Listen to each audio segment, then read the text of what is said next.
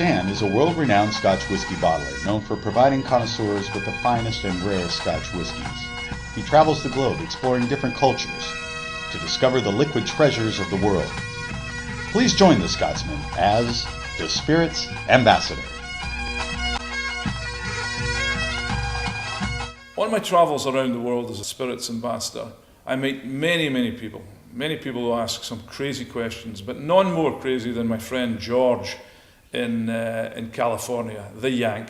George knows how to drink copious amounts of liquor, and he enjoys it, but he doesn't really know what he's drinking. George. Euan. How are you doing? I'm doing good, my friend. How are you doing? I'm pretty good. We're here tonight to explain about whiskey. Speak to me like I'm an idiot. That's probably true. That's very close to the truth. So explain. So I know nothing about Scotch whiskey. I have experience drinking, but no education. Okay. So I really need to know what I'm doing. How much and how little do you know? I know Scotch whiskey's made in Scotland. Yes, I knew that. Okay, and it's only made in Scotland. I knew that too. Okay, that's good. That's good. There's whiskey now. That's a good question. So how does it differ from whiskey made in other places? Is it just simply the fact that it was made in Scotland that makes it Scotch? Exactly right. Okay, so you could have the exact same cask in another country and it just wouldn't be Scotch. You cannot mature Scotch whiskey out with Scotland. It's got to be matured in Scotland. Okay. For a minimum of 3 years before it can be called Scotch whiskey. Is there a governmental body that monitors this? Yeah. Scotch Whisky Association and the UK government. Really? So 3 years. 3 years minimum. So if you went 2 years and 9 months, not Scotch. That would be a spirit. It wouldn't be Scotch whiskey. Interesting. Well, again, talk to me like I'm 4 years old because that's how I act. Well, that's We've got no whiskey that's sort of under 12 years old here. So is 12 years an average age? Is that old, young, middle? It's an average age. For a single malt, it's an average age. For a blend, blends tend to be 3 years old. Okay, you lost me there for a second. The blend, single malt, I've heard the terms, but I don't really know what they mean. Okay. A blend is a mixture of a single malt from a single distillery made with malted barley, which is a grain. All right. Okay. A grain whiskey is part of a blend. Grain is made from wheat and corn, and it's made by a different method. Mm-hmm. The method is in what's called a column still. It's a continuous distillation method. Okay. Single malts are made in a batch method. Okay. In a pot still, a big copper kettle, that boils up and distills the product. Okay. Creates Scotch whiskey. So there is a difference in the production methods. So there's grain. All right, again, remember I'm 4. So there's grain whiskey and there's single malt. Am I following this correctly? Okay. And grain whiskey can that be single malt, or is grain whiskey just a different genre altogether? Grain whiskey is a different genre altogether. Yeah. Okay. It cannot be single malt. Okay. So what happens is that the malt spirit, Scotch whiskey, because it's going to be a minimum of 3 years old, is blended with a grain whiskey. Okay. It's vatted together, blended. Okay. And it's called a blend. Okay. So, but you still have an age for the blend. So, what does the age date from? Is it the date of the single malt or the date of the grain? It is the minimum maturation period in a cask. You know, the provenance of the spirit and the minimum age. We like to be able to prove to people that what's in the bottle is what the age it actually is. You want to represent it fairly, I think. Yeah. So, okay, with a blend, who decides which grain to pair with which single malt? We've got a blender, a guy, a master, or a girl. We've got some great blenders, female blenders too. We blend. That's good. We want to shout out to the female community. Absolutely. Yeah. Because there's many. In fact, some of the best noses in the industry, because we nose whiskies. Right. Some of the best nosers in the industry are female. I would believe that's probably true. They usually sniff out lots of things. So yes, exactly. So do you want to expand? No, that's fine. Okay. So 12 is an average age, not too old. I've seen 8. Seems to be for a single malt. It seems to be the youngest that I've seen in stores. Well, not youngest, but I mean. Well, there is. There's. If you look at some of the Islay whiskies, hopefully there's an Islay in here. There's an Islay in there. Some of the Islay whiskies are best drunk really young. That's when the phenolics, when the peatiness is at its highest. So whiskies like Ardbeg, you might have heard of Ardbeg. No? No, I have Oh, not. goodness. Again, 4. Of course you're 4 years old, so no, that's good. But so what is Ardbeg? Well, Ardbeg's an Islay. I should really tell you about the regions of Scotland. Okay. There's 5 distinct regions in Scotland. I've heard of Speyside. That's the only one I've heard Well, of. Speyside's the largest. Okay. 60 distilleries are based in Speyside. 60? 60. Okay. There's only 90 producing distilleries in the whole of Scotland. And 60, Not a lot. 60 are in 60 on Speyside. Wow, that's pretty amazing. There's only 90. That's a pretty low number. Exactly. There's not a lot of distilleries. We'll go into why there's so many in Speyside in a minute. But there's 5 distinctive regions. Speyside, which is most of the distilleries. Highland, Okay. that's all the area surrounding Right. Speyside. Islay, West Coast. It's a tiny little island on the west coast of Scotland, Island, okay. which is entirely made up of rocks and peat. Peat being the tough, Yeah. compressed Right. vegetation. Right. And that's why the smoky whiskies come from there, because they use that as part of the process. How big of an island? It's real small, or I mean, are there cities on it? Are there towns on it? Oh yeah, the city has huge cities of around about 300 people. Oh, it's very large. So it's very a large. really really big place. metropolitan Huge, areas huge, we're talking huge. about here. Okay. Yeah. There's Campbellton, one of my personal favourites, and the Campbellton. Okay. and the area that is probably most linked to the United States is Campbellton, Okay. because when Prohibition came in the 1920s, Uh-huh. it decimated Campbellton. Campbellton is a small peninsula on the west coast of Scotland, nearest to the United States. Okay.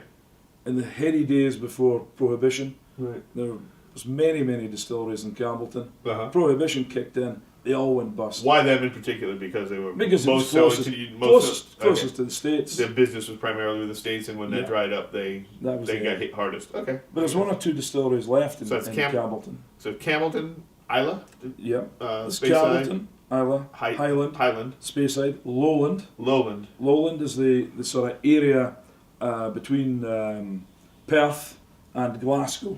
Okay. It's a line that you can't really see, but it's any whiskies under this line are predominantly Lowland. Okay. Triple distilled, most of them were triple distilled. I- So not all. I'm going to come to that. yeah, well, you got this double, triple distilled. I know. I've already lost. You're going to Okay. have to write all this. I know, you've lost me. I'm still don't know what a cognac is. We'll go back to that at some other time, I'm Right, sure. we'll come back to that. All And right. then Ireland.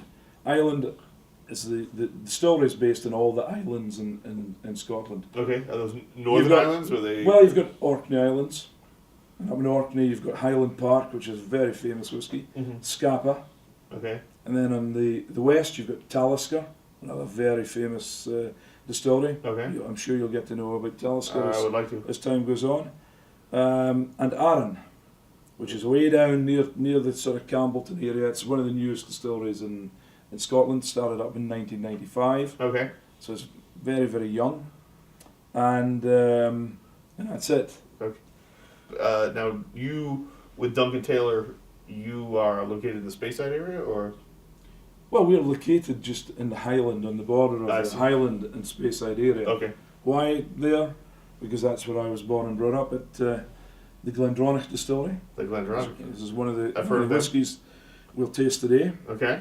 It's a 33-year-old Glendronach, And it's single malt, correct? absolutely, made from one distillery, made from malted barley, Okay. matured for a minimum 33 years. Distilled by my father back in the 70s. Really? Your dad worked there? I worked there too. Ah. I started my working life at Glendronach Okay. as a cooper, making casks. Okay. And the actual cask that this whiskey was matured in was made by me. The wood So actually was built by you? It was wood that I took and put together, Mhm. made a cask to hold Okay. the whiskey. So there's a picture of my father on there, Okay. picture of me doing the dip in the actual cask. You look that I very made. very handsome. And then my son, Andrew, Andrew. hence the 3 generations. And the 33 years. I like that. I don't know if that was intentional or not, but 3 versus 3 generations. I don't know. That was the whole idea. It was fantastic.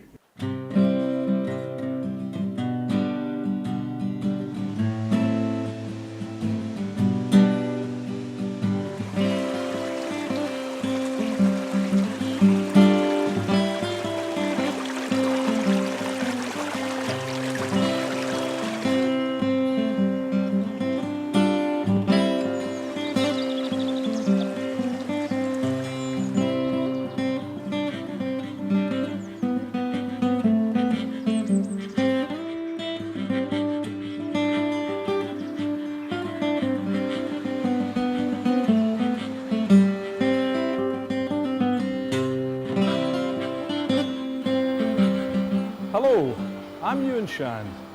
Welcome to Glendronach Distillery in the heart of Aberdeenshire, Scotland, where today I'm going to give you a tour of the distillery where I started my working life as a cooper making barrels. We're going to see all aspects of the industry, and we're going to meet up with Alan McConaughey, the distillery manager, who will show you some of the processes. And so take the tour with me, your spirits ambassador today, and let's see how whiskey's made.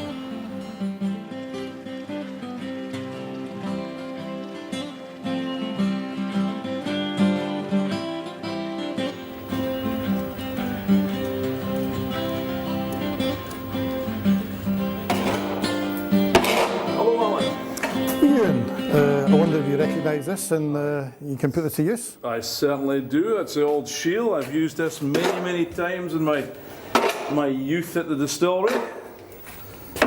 So Alan, tell me a little bit about this building here. This is where we would germinate the barley before use in the next part of the process. The barley would come straight from the farms, would be soaked in water for maybe 2 days, laying on the floor around 12 inches deep, and then several times a day the shield here and the scraper and so forth would be used to turn the floor, as we say, lift the barley up into the air as a method of air cooling. Okay, and once it's germinated, it moves on to the next stage, which is the kiln. Yeah, we dry the barley over heat and arrest the germination, as you say, and from there it goes to the next part of the process. Well, let's head to the kiln. I'll take this implement with me. Thank you.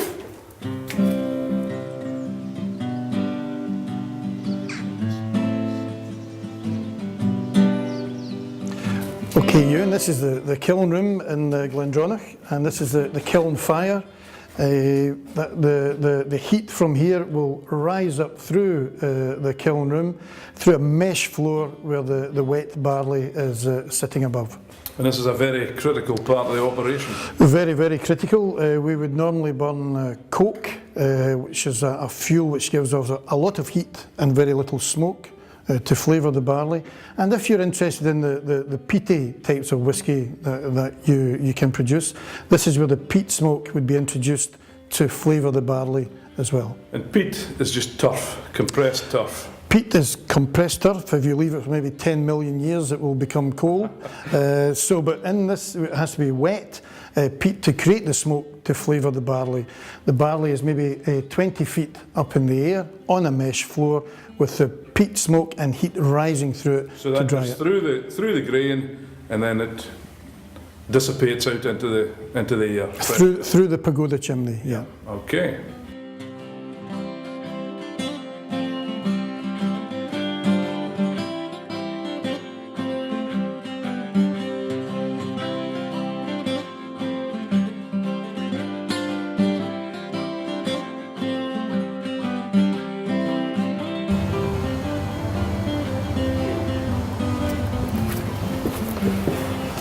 This is where we house the malt mill, and the malt mill is the machine that grinds up the dried malted barley and creates a product called grist.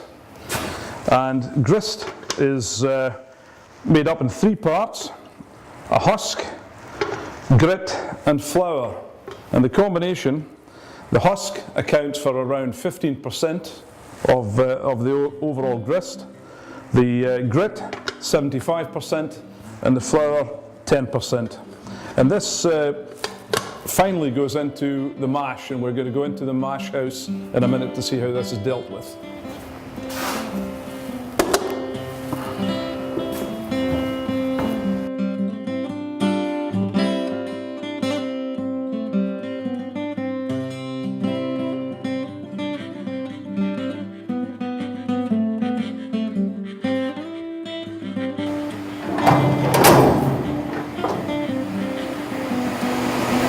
We've just been to the malt mill and the grinding room, and now we're in the mash house, and this is where the real action starts. This is where the beginning of alcohol production commences.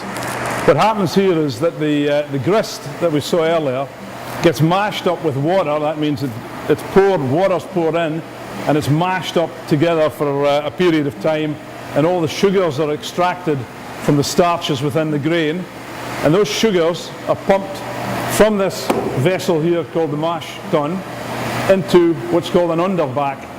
And from the underback, it's reduced in temperature via a fridge unit, a heat exchanger, and pumped into the tun room where the real alcohol production commences.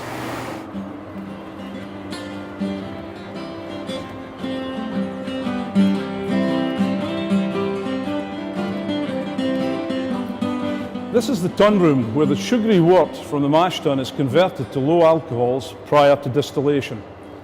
The low alcohols are created by the use of yeast. After completion of fermentation, the liquid has a strength of around 6%. It is a high-strength beer. This high-strength beer is called wash. The wash, in turn, is passed to the still house, where it is further distilled into a much higher strength alcohol called Scotch whisky.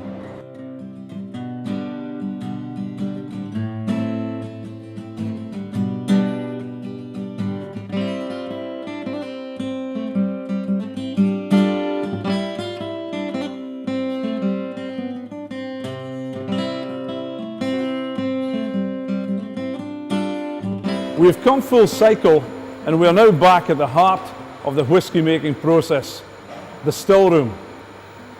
The wash from the tun room is distilled in these massive copper pot stills. Only the middle cut is taken from that first distillation. That middle cut, the best part of the distillate, is then further distilled in what is called a spirit still. And the spirit still creates Scotch whisky. The magical art of Scotch whisky is contained within this area here. It's so precious, this liquid product, the amber nectar, that it is actually run through what is called a spirit safe. So precious that it's under lock and key.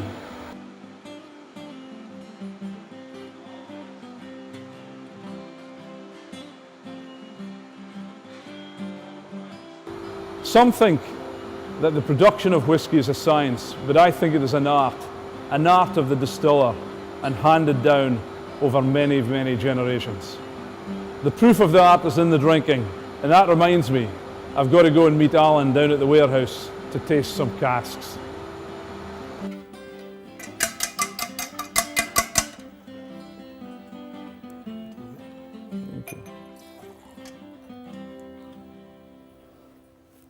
The part of the process that has most influence on the end product is maturation. So Alan, you've just poured me this beautiful sherry Glendronach. You better pour one for yourself. Thank you, Euan. And tell me a wee bit about the characteristics of this beautiful single malt. It's my pleasure. This is an Oloroso sherry cask from Jerez in Spain. And you can see the lovely sherry characteristic coming through the whisky, the deep colours, and we can smell a lovely strong sherry aroma and fruity character in there. And this is a traditional dunnage warehouse. This is when the casks are stacked on top of each other. Low ceiling, earth floor, helps to create its own microclimate. Lovely nose. So what characteristics are in this? Well, this is an Oloroso sherry cask, as I said, and this is what we look for at Glendronach predominantly, a strong sherry flavour. I mean, I get fruitcake, I get raisins, I get a little bit of honey, even a little bit of mint coming through here. Damsons, boiled fruits is a character we always look for. Most definitely. And that will come from the inside of the cask, what's been stored in the cask prior to us filling it with whisky. And we look for all these elements and characteristics. It's got a lovely mouthfeel. Yeah. Beautiful mouthfeel. It's just in the finish is very warming in this extremely cold day. It's very useful when you're wearing a short sleeve shirt, yeah. In a warehouse. But it is a beautiful dram. This is from 1992. I'm not saying whiskey always improves all the time as it gets older, but it certainly becomes much smoother and easier to drink. More palatable and very much so. Yeah. So this would be about 56% alcohol. and it's just taking on what we want to come from the inside of the cask. We've got 500 years of Scotch whisky, and I can see certainly another 500 years to go. Alan, thank you very much. I've just brought a little something for you today, just to thank you for showing us around the place. And thank you. So enjoy. It's a nice 100 proof blend. Yep, I won't smoke with that one. And while you're here, I thought you'd like to try thank you this very one. much. This is a Glendronach, started in bourbon barrels and then finished in 2 types of sherry casks, Pedro Jimenez and Oloroso. Thank you very much. Well, we're definitely going to have a dram in that one. Okay. All the best. Slàinte mhath. Cheers, Euan.